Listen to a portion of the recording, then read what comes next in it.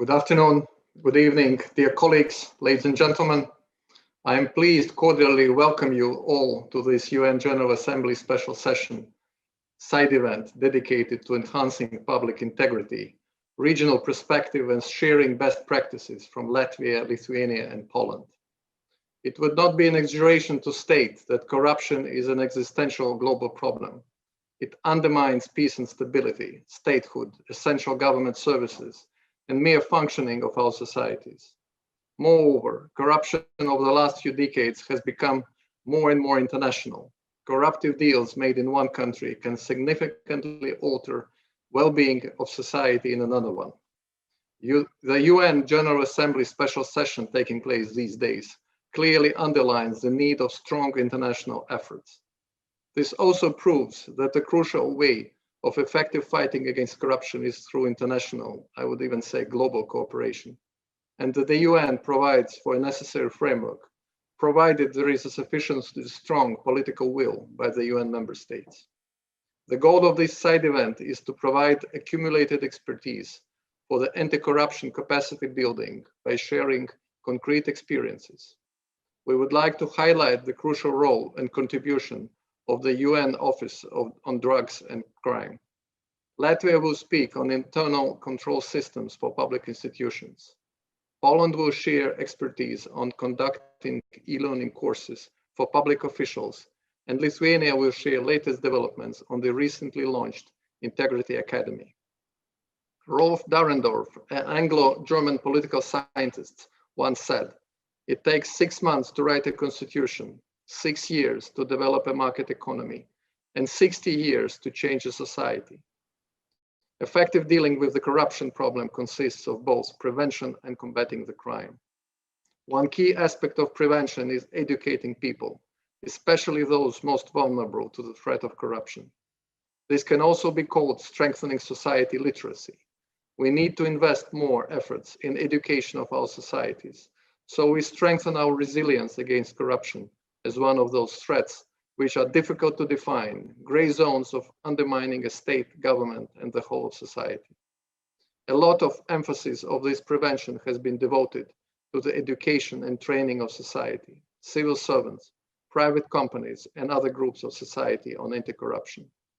Without education, there can be no long-term successful reduction of corruptive practices in the public sector. Often it is a change of the mindset of the whole society that is required in order to combat corruptive practices. The new technologies have introduced many opportunities and challenges for the effective fight against corruption. It's easier to educate people. The information about anti-corruption policies and measures are more widely available now. Without further ado, let me introduce the first speaker, Mr. Konstantin Milchev-Polikarski, who is a crime prevention and criminal justice officer in the implementation support section of the Corruption and Economic Crime branch of the United Nations Office on Drugs and Crime. Mr. Polikarski is a lawyer with more than 20 years of experience and has worked a lot on crime prevention, corruption prevention in Europe, Asia, Africa, and Central Asia region, MENA region. Mr. Polikarski, please, the floor is yours. Thank you, Ambassador. Dear ladies and gentlemen, dear colleagues, first of all, allow me to thank you for this opportunity to be here today with you. This is a most interesting event because it looks at the topic that is probably in the core of the answer. How do we effectively fight corruption?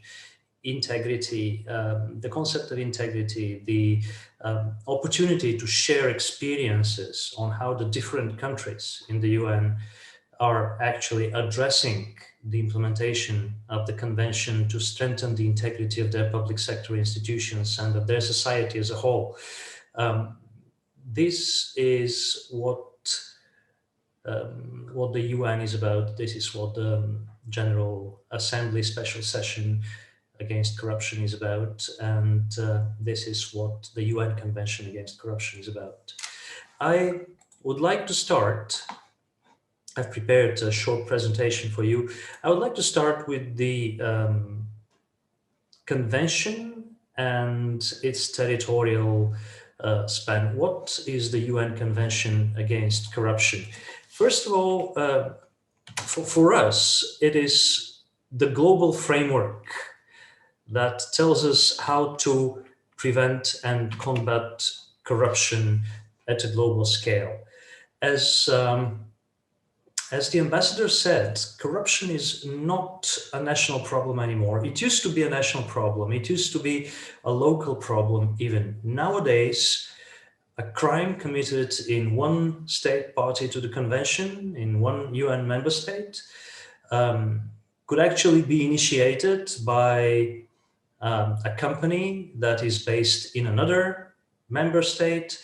The proceeds of corruption could be exported to yet third UN member state, then laundered, and the whole process of preventing corruption and investigating the corruption, the corrupt crimes, returning the assets at the end of the day to the state where they were stolen, that is impossible without international cooperation.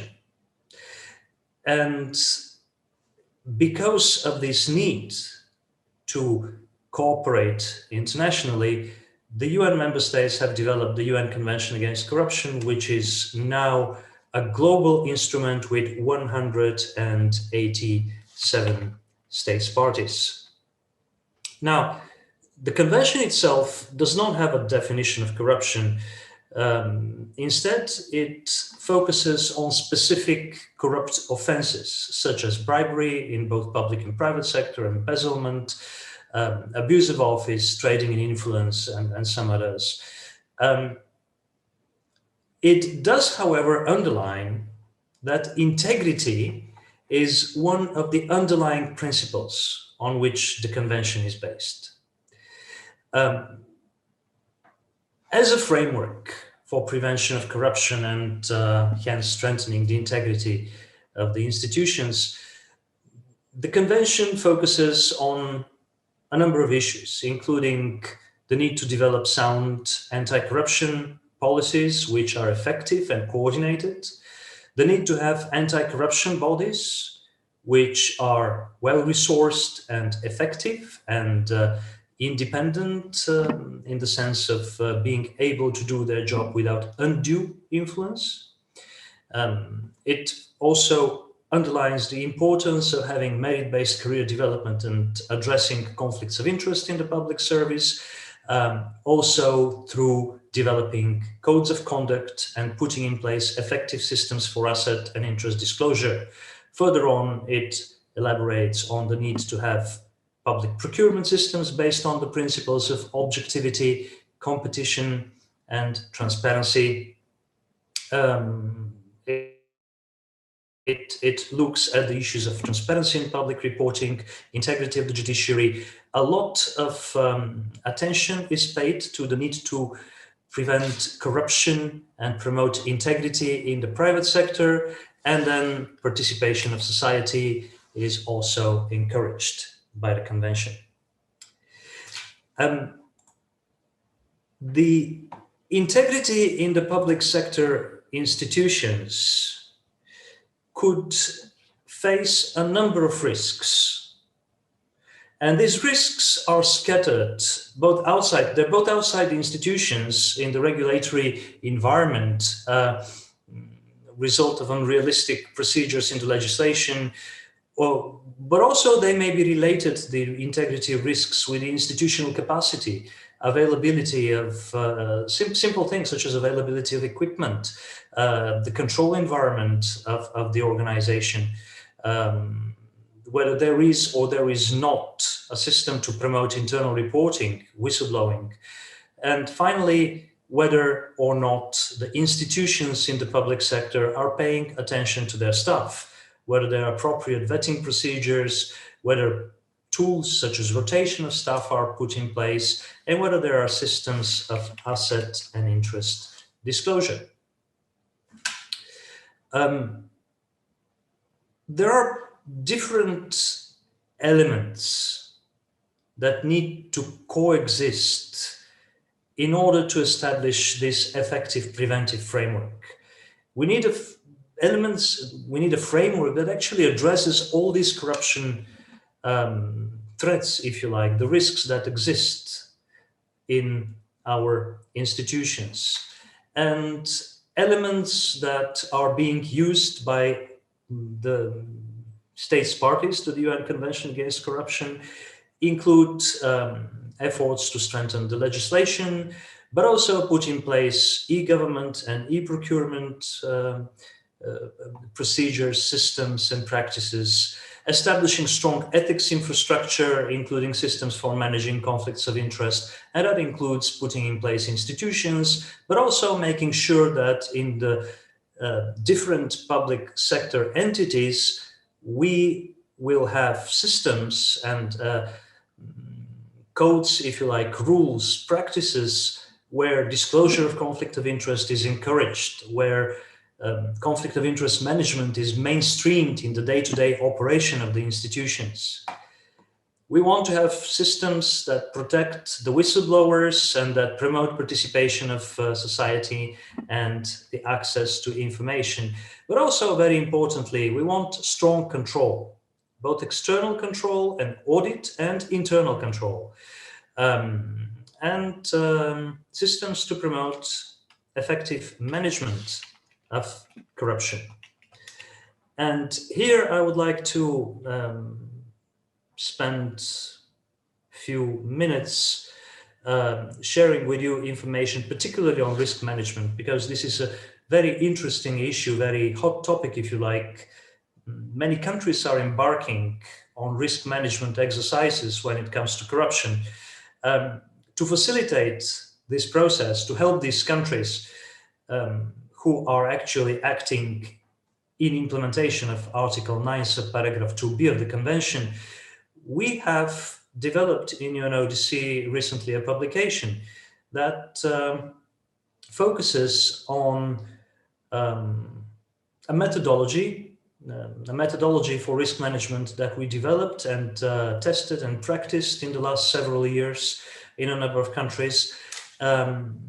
That is fairly easy to apply, does not necessarily require strong administrative capacity or high-tech skills and availability of computers and software.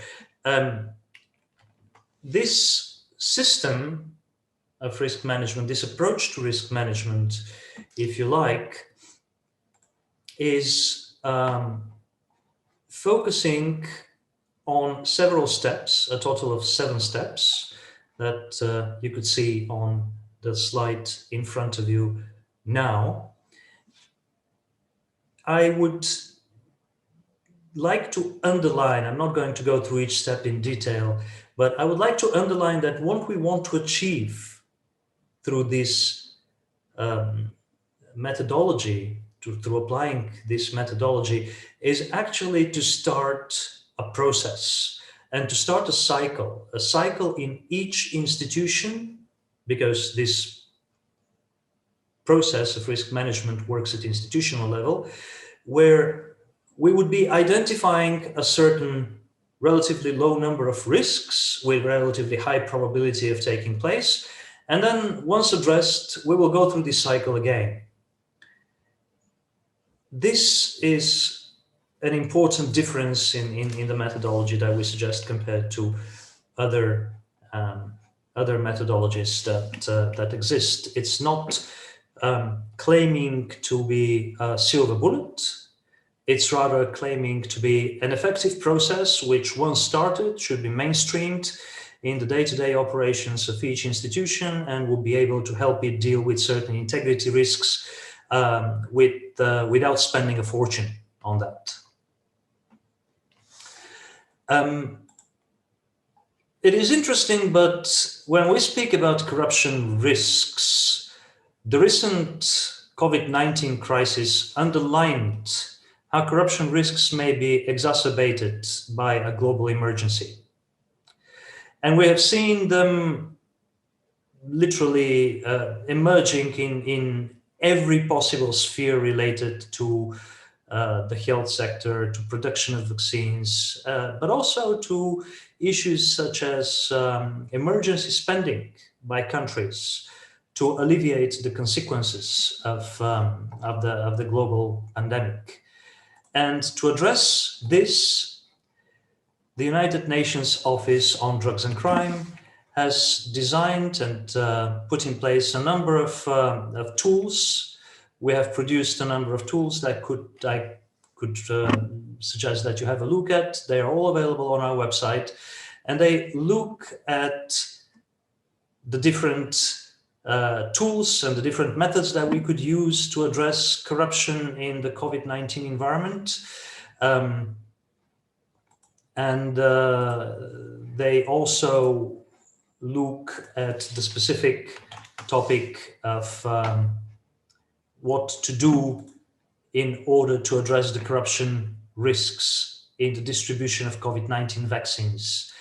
I would wholeheartedly recommend that those of our participants who are interested in that topic have a look at the slides that I'm showing, have a look at the tools that were available that are, as I said, available on our website, and then come back to us. We will be happy to provide further assistance to any of our states parties to address the integrity risks in their country and to introduce measures to implement the convention fully. Thank you for your attention. Thank you so much, Mr. Polikarski, for this very important update and your presentation on behalf of UNODC.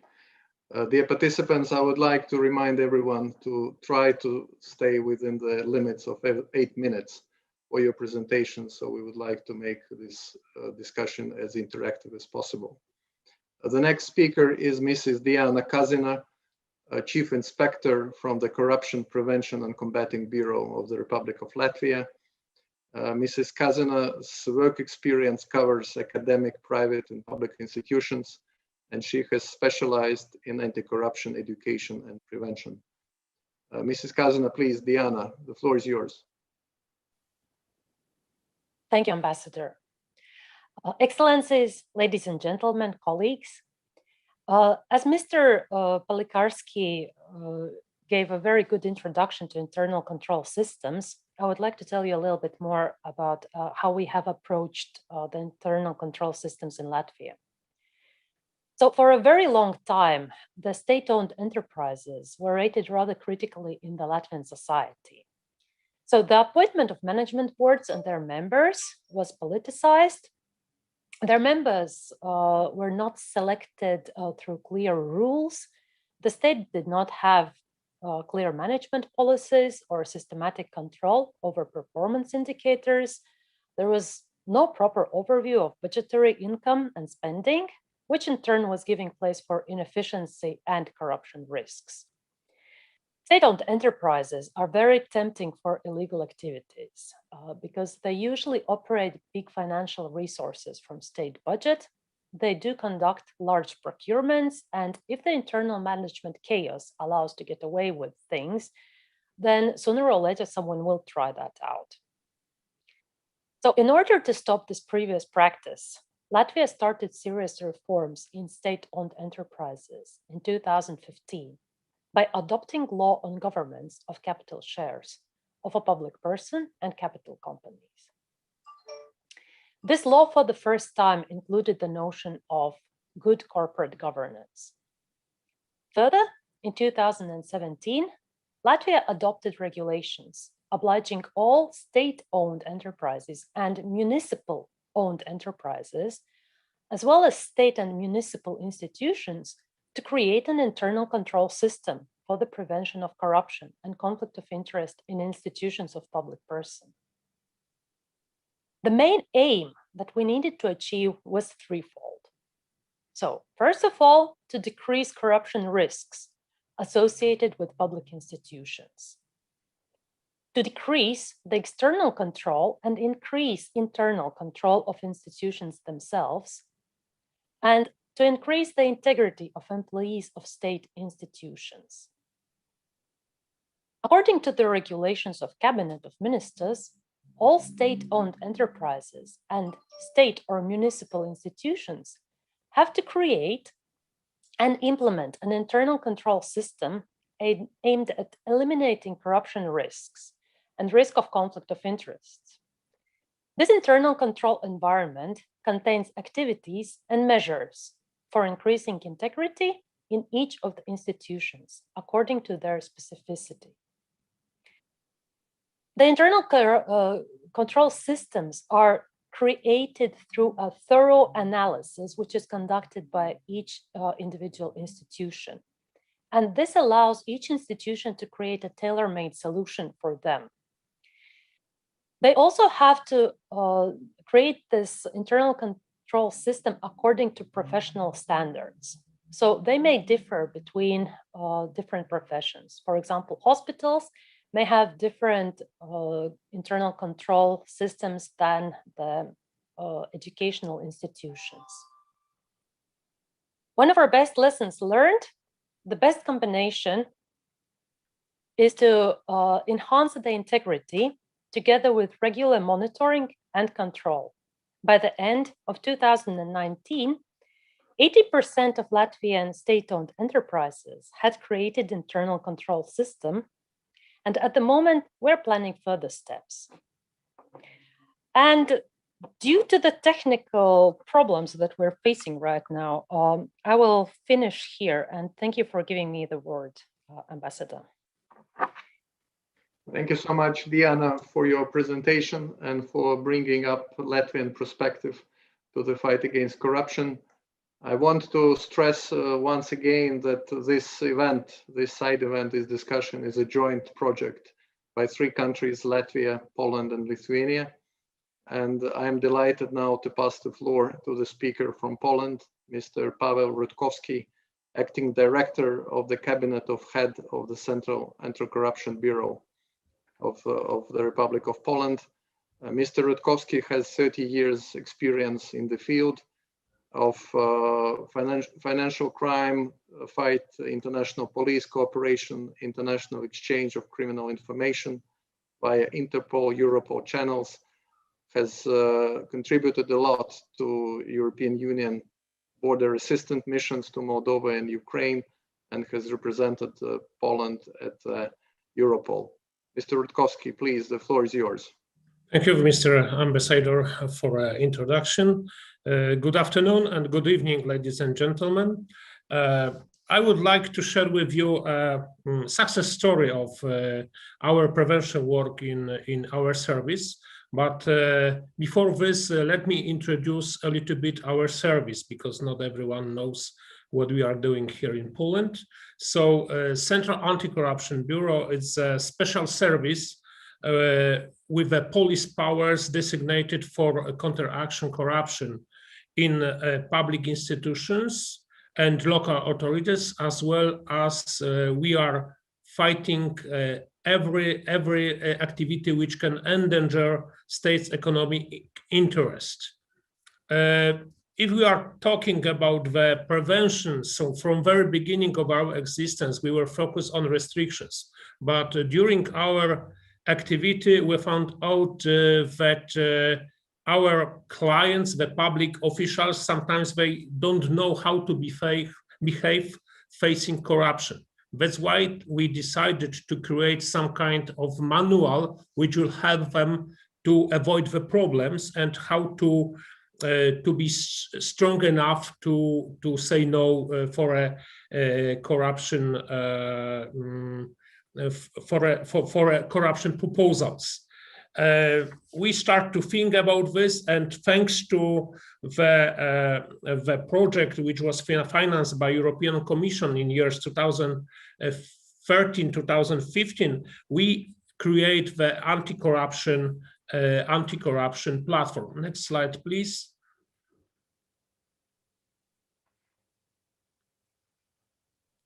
Okay, so everyone knows that it's the prevention costs less money than possible damage of corrupt behavior. So that's why we tried to create a very modern tool which will be interactive for our public officials, for students, for everyone who is interested in combating corruption in our country. So we decided to create a commonly available free e-learning platform with the training courses. Next slide, please.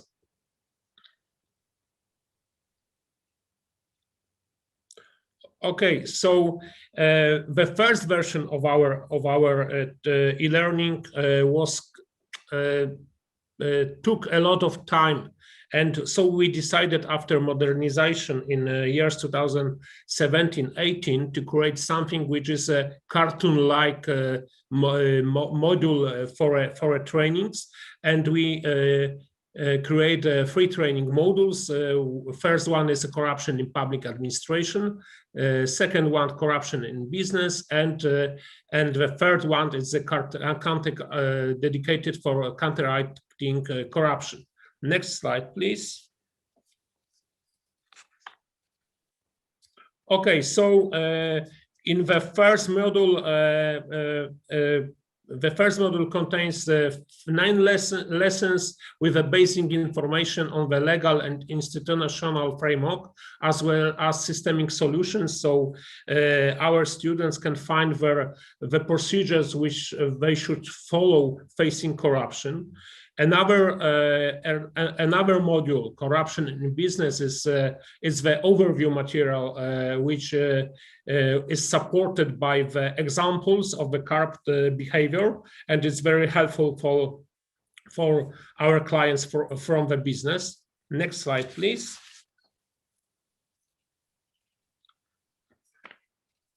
And the last one is, module is saying about the social consequences of a corrupt behavior.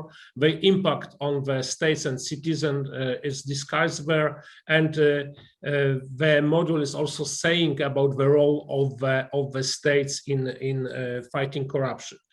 So we can go for a next, but the previous slide. Okay. So some statistics. The number of our trainings is growing every week. So on very beginning, we were thinking about assumptions of a satisfaction level which was created by the EU. So we were thinking about 4,500 registered users within the 30 months. And we were worried if we will manage to reach this number. But after 12 months of existence of our e-learning program, we found out that more than 22,000 of independent users finished this course. Now the numbers are really impressive. So for today, as I checked the last score, we have more than 315,000 independent users or students which finished our course. Okay, and the next slide, please. Now you can see some features of our training. So it's a first module. So lessons are really easy, very simple, and we are based on the cartoon-like approach to our clients. So the previous training was time-consuming. This one, if someone is carefully going step by step, can be finished within 40 minutes or at least 1 hour. So it's much easier. Next slide. In this modules, you can find the definitions. You can just open additional windows. You can have some more explanations of the content of our training. And next one. And on the end of every course, you can find the test, and when someone went through this training very carefully, so it's very easy to go also through this test. And only on the end of every test, it's very easy to create the certificate of the finishing of finalizing of our test. And as I know, human HR units, they are encouraging public officials to go through our courses, and of course they just use these certificates as a proof of finishing our course. So if we are talking about this platform, so the costs were not so big one, but because the cost of creation, it was about 75,000 euros. And every 2 months we are paying circa about 1,250 euros for maintenance of our e-learning platform, but it's worth to pay this money just to have an additional tool for education of our public officials. And we are thinking also about future. So we are thinking about the mobile application of the system. We are thinking about new features of these trainings just to make them interesting and attractive for our students. And we are also thinking about one general universal worldwide anti-corruption platform with a national plugins, but it's a future. And so thank you very much for your attention. And okay, you are invited to join our training, because you can find also English version of our training. So feel free to go through our tests. Thank you.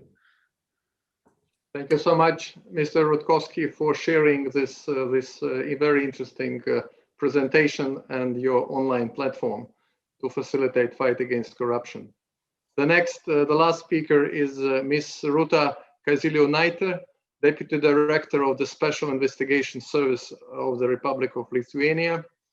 Mrs. Kaziliūnaitė is responsible for corruption prevention and analytical anti-corruption intelligence activities of her service, and she is also Deputy Vice President of the European Partners Against Corruption Network and the European Contact Point Network Against Corruption Network as well. Mrs. Kaziliūnaitė, please, the floor is yours. Hello, everyone. Thank you so much for introducing myself and for mentioning all my responsibilities. But I have the honor to have one more responsibility. That is to be a coordinator of a project which was kickstarted last year, which was initiated by our president, the President of the Republic of Lithuania, His Excellency Mr. Gitanas Nausėda, and which is developed by my institution, that is the Special Investigation Service. That is the Integrity Academy, which I would like to introduce to you today. So can I have my slides, please?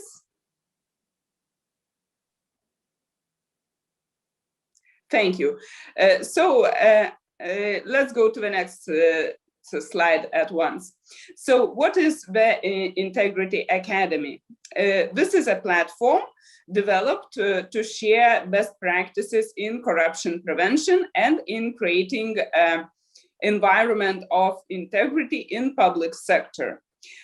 This is at the time being, of course, this platform is virtual because of the pandemic situation, but we hope that as time goes by, it will also include physical meetings between our participants. And every participant joins the academy voluntarily, only on they are free to choose whether to join the academy or not. The academy is free, and all the experts who are sharing their knowledge are also working for free on voluntarily basis only. So everyone who joins the academy has mainly two roles. That is to share what we have already learned, to share the expertise and also to develop their expertise further. So everyone is gaining and also giving what they have already known. So next slide, please. The main goals is to involve as much public entities, first of all, entities of the public sector, into creating environment of integrity. Because we see in Lithuania that we have, I think we have already achieved what we can achieve with criminal investigation of corruption. Criminal investigation of corruption is evaluated with highest scores by international experts, and it's the time has come to enable the corruption prevention efforts of the public sector, and to achieve that the involvement of the public sector would be as wide as possible. And also to implement anti-corruption measures as effectively as possible, because now we see that sometimes they are implemented, but they are implemented only for a check, to have the check at a measure of corruption prevention, but not to have a real result of it. So that's one of the main goals. And of course, as we see more and more need for methodological assistance in public entities, including state-owned enterprise, we do our best to answer this need for methodological help. So these are the main goals. And now the final slide, where I would like to shortly introduce how we work with our participants. So we have two ways of working. One is webinars, which are open for everyone who is interested. They are on various topics which are relevant for creating environment of integrity. They are open, they are free, and they collect rather big audiences. Nowadays, it's as they are virtual, they are up to, it might be even a couple of hundred of listeners in every webinar, and we are very happy that those who join at the beginning, most of them sit until the end of the session, so that means that they are really interested. And for others who are as we call them, the real participants, we just have a framework where they are evaluated, they are assigned an expert, and they work like in a real institution of education, like at university for public bodies. So that's how we work. It's the first year we started, and I hope that in a year I can share with you with our achievements. So thank you for this opportunity to introduce this project. Thank you so much, Mrs. Kazionaite, for your presentation, and I wish every success to Integrity Academy, to this new project, every achievement in this Thank regard. you so much. Thank you. Now we have exhausted our opening presentations, and now I would like to open the floor for the questions. And I see the 3 subscriptions right now. And the first would be Ambassador Jānis Kārkliņš, Latvian Ambassador to the Council of Europe in Strasbourg. And the next question will be from Deputy Permanent Representative of Guatemala, Ambassador Omar Castañeda. So Ambassador Kārkliņš, please, the floor is yours. Thank you, Ambassador, dear colleague Andres, for giving me opportunity to ask a question. But before asking question, I would like to say that I fully agree with you and your introductory remarks that anti-corruption education is extremely important. It creates a mindset to individuals, but also it creates attitude of society, because attitude is important. It is if the society is tolerant to corruption, then it is much more difficult to battle it in any given country. So I would like to thank presenters for their very informative presentations. And listening the first presentation of Mr. Polikarski, one on international cooperation and importance of it, one thing came to my mind. Here in Council of Europe, we have also activities related to anti-corruption. There is a group of states against corruption called GRECO. There are a number of normative documents, conventions to combat corruption. And my question is, how do you see the interplay and mutual reinforcement, whether that is possible between regional activities and regional anti-corruption regimes and the international one that is run by UNODC? Thank you very much. Thank you so much, Yanis. Thank you, Ambassador Karklinch. The next question comes from distinguished representative of Guatemala, Ambassador Omar Castañeda. Please, Omar. Thank you very much, Ambassador Andres. Thank you very much for organizing this event, important event on the United Nations Special Session Against Corruption. Thank you very much as well to the briefers for sharing their important perspectives. The briefers from Latvia, from Poland, from Lithuania.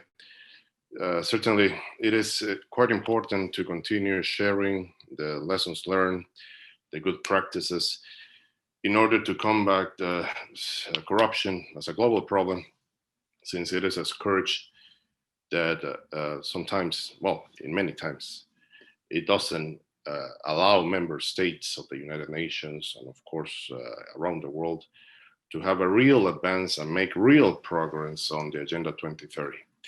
One of the most important SDGs, as everybody knows, is SDG 16, and it is related to strengthening institutions and to also strengthening access to justice mechanisms. We are very grateful for the information provided in terms of how state parties that are part of UNCAC, the United Nations Convention Against Corruption, that UNCAC could be strengthened and could be improved. We certainly believe in the government of Guatemala that we need a more robust transnational approach to the fight against corruption. And precisely in that context, I have a question which is related to one specific aspect on the fight against corruption, which is asset recovery.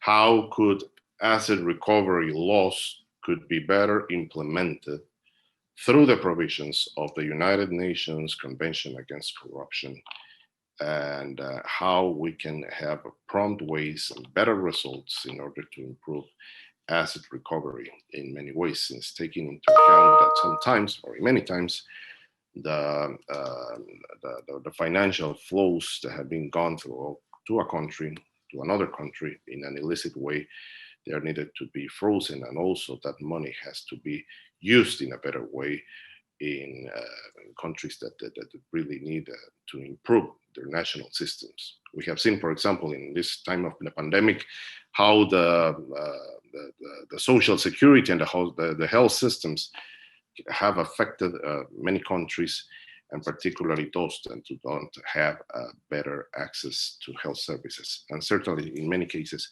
those are the origins of the corruption that couldn't be improved or couldn't be implemented in a good way. So we would like to know a little bit more. Perhaps Mr. Polikarski could give us more information about that. And thank you very much again, Ambassador Andres, for organizing this event. Thank you. Thank you so much, Omar, for highlighting these very important challenges and for posing the questions. The next question comes from Dr. Karlis Bukovskis, visiting scholar at the Johns Hopkins University SAIS from Washington, D.C. Please, Mr. Bukovskis.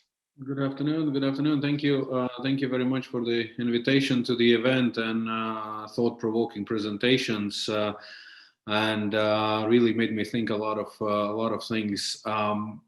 One of the most important, I guess, was that multiple times it was mentioned that education matters, and in this case, increasing levels of education are assisting with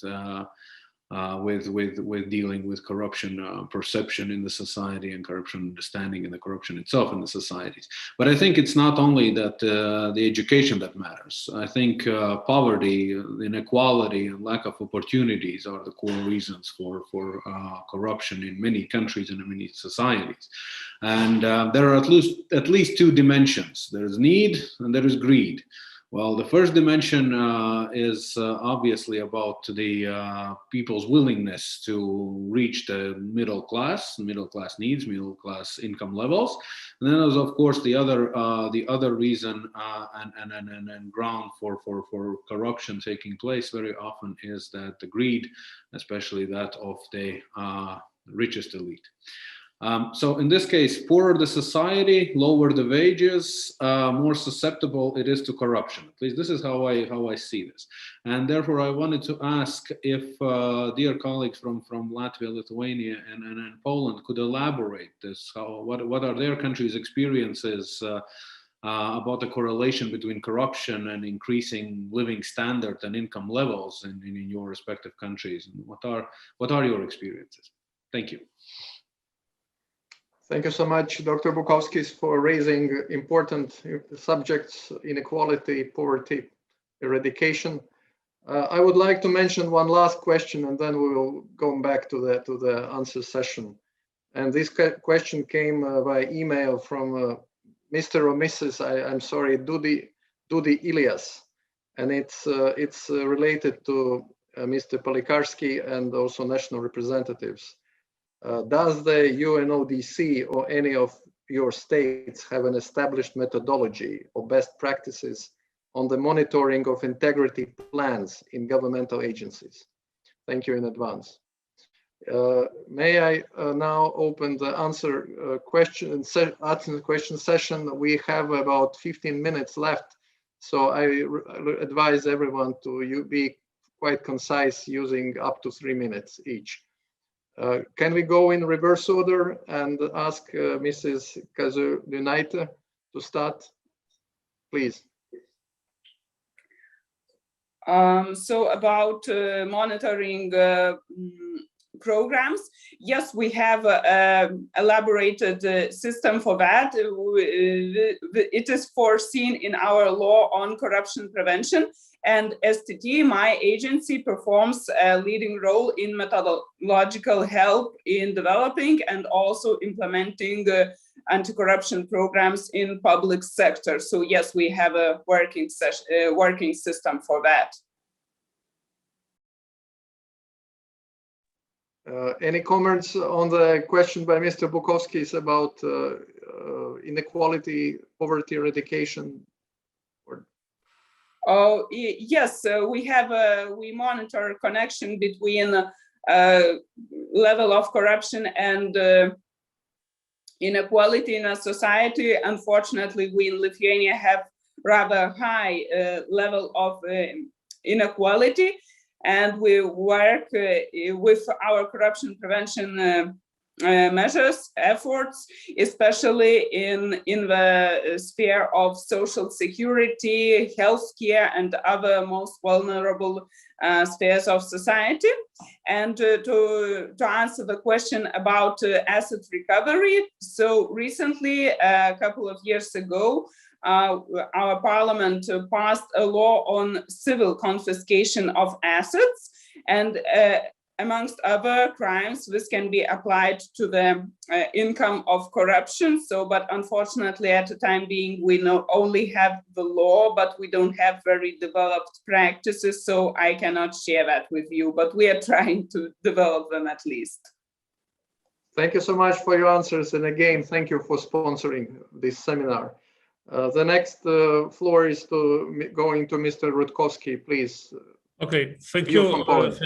Thank you very much for all these questions, and maybe I will focus on this question which concerns the methodology of the monitoring of integrity plans. in our country, also our service is responsible for coordination and implementation of state's anti-corruption strategy. So the last one was 4 years, 2018 and 2021. Now we are reporting the outcomes of this program, and in this program, a lot of public institutions is involved in the works of this program. So we had the elements of monitoring of integrated plans, but yeah, we don't have so much time to go into the details, but we are focusing on this problem. If answering of the question concerning need and greed, so why our service was created 15 years ago? Because it was a social need to have such a special service which will deal with corruption. So the transparency index, international transparency index on the Poland on this time was very bad. So when the service was created, our index was better and better. However, sometimes the success is creating also the problems, because when we are fighting corruptions and every day on the media is said that CBA stops someone, so the approach of the society is that we have a lot of corruption. So they are saying, okay, there is a corruption because someone was arrested because of activity of our service.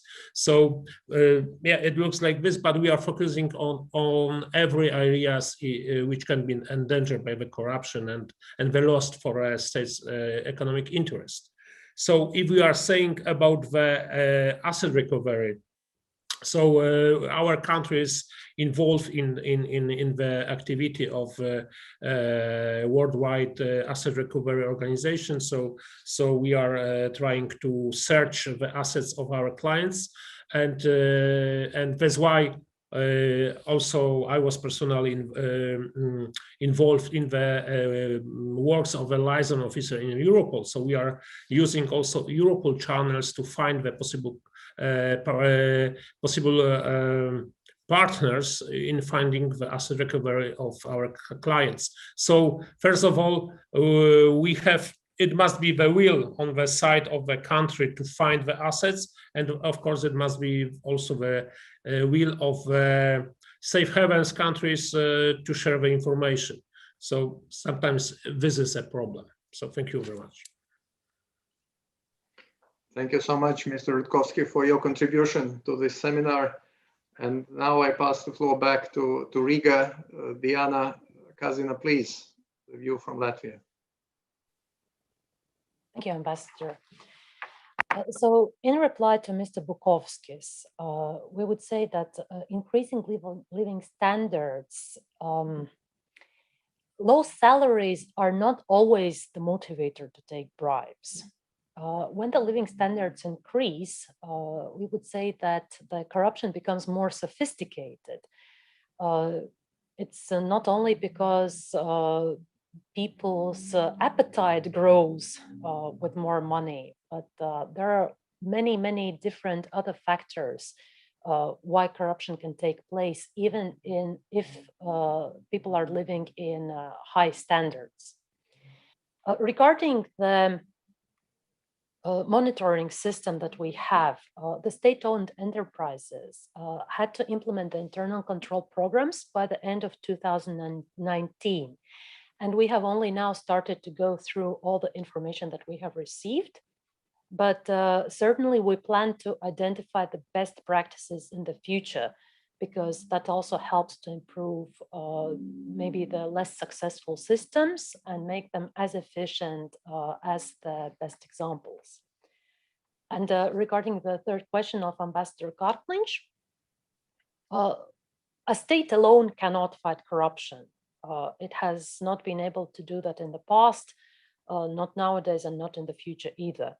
And therefore, there is a need for an overall framework, but such a big plan cannot cover everything, every small little detail. It can give the overall idea, what we are looking for, what are we aiming at. And smaller initiatives supplement the bigger plan, which fill in the gaps that have not been covered yet.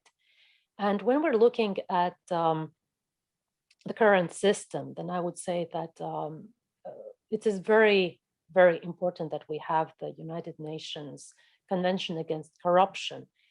But it is also very good that we have such initiatives as GRECO, as the ambassador already mentioned, and different OECD initiatives, which supplement each other in a different way. And all in all together, they do what we are here for. They help us fight corruption and to prevent it from happening in the first place. Thank you, Ambassador. Thank you so much, Diana, for your answers. Mr. Polikarski, UNODC is playing a very crucial role, so many questions were related to your efforts. Please, your turn. Thank you, Ambassador. Indeed, and I will try to answer the questions we received. There's not enough time to go into the details, but at least to a certain extent. First of all, I think that the question about the interaction between the global and regional instruments is particularly important. And the need to interact is recognized by all UNCAC states parties. And to that effect, a resolution was adopted, I think in 2017 in Vienna, basically requiring much greater integration of the monitoring efforts of the international organizations which are in charge of monitoring the regional and the global anti-corruption instrument, UNCAC, and for example, the Council of Europe Criminal Law Convention Against Corruption, Civil Law Convention Against Corruption, and so on. The UNCAC, the UN Convention Against Corruption, is global. It means that it necessarily provides the lowest common denominator for all the 187 states parties. The regional instruments have the advantage that they are more targeted. They usually cover countries with more or less similar culture and legal traditions, so they could be more specific in their requirements. On the other hand, they're not global. They do not they do not engage everyone, and there are strengths and weaknesses which are being balanced. It's very important to interact. It's very important to work together. In terms of the monitoring of the integrity plans, I already responded in the chat. We have published the publication which I have shown to you during the presentation, State of Integrity, and it deals also with that issue. We see the monitoring of the mitigation plans, and integrity plans are essentially risk mitigation plans, as crucially important. It has to be done internally, but of course, external support may also be required from oversight bodies, anti-corruption agencies, or supreme audit institutions. In terms of the asset recovery laws and what can be done to have them better implemented, I would like to refer to a very interesting document which was adopted last year by the working group on asset recovery. It's one of the subsidiary bodies of the UN Convention Against Corruption Conference of States Parties. And it underlines how there are multiple resolutions of COSP which suggest to strengthen the cooperation in asset recovery, but also they identify the most significant barriers to asset recovery. And I will very quickly name some of them. Number one, problems related to the enforcement of non-conviction based confiscation orders in a foreign jurisdiction. Number two, non-responsive or overly broad mutual legal assistance refusals by countries of asset location. Number three, difficulties in identifying and verifying beneficial ownership of suspected corruption proceeds. And inability to execute foreign non-conviction based orders because of a lack of domestic non-conviction based confiscation. And then number 4, problems related to the enforcement of criminal confiscation orders in a foreign jurisdiction. And I will not read the whole document in full, but I would really suggest that the colleagues who are interested in that topic also have a look at it. It is posted on the UNODC website, on the webpage of the Working Group of Asset Recovery. It's 2020 session. That was the 14th session. With the last question about the correlation between corruption and poverty, I would agree with Diana. Indeed, I think that there are many poor people who are honest people, and there are many rich people who are very corrupt people. And the question, of course, of the wages of the public officials is a very important question. It has to be addressed. And decent living wages certainly have an impact on the loyalty of the public officials to their organizations. But that is probably not the primary factor. Once we manage to address corruption, hopefully we would make important steps towards eradication of poverty, or at least its reduction to lower levels. That is it from me. Thank you. Thank you so much, Mr. Polikarski, for your extensive reflections on the questions. Dear colleagues, ladies and gentlemen, we have exhausted our time available for this seminar, so I will not try to sum up in a meaningful way all lessons learned from this discussion, but I believe it was very informative, very timely. We are living in the new environment, in the new conditions imposed by the pandemics. Many issues which we have been discussing have been exacerbated by the pandemic, so I hope that this sharing of the best practices from the Baltic Sea region has been important. We have discussed how technology can be used, how new educational methods can be used to fight corruption. And I hope it has been a meaningful addition to the General Assembly session.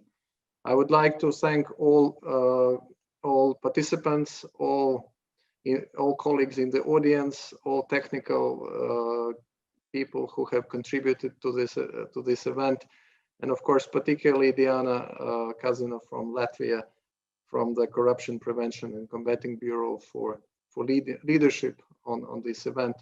So I hope that this Baltic perspective, regional perspective, has been interesting, and it will invite us to more bridge the gaps between international organizations and to do more cooperation within the UN and of course within the regional organizations.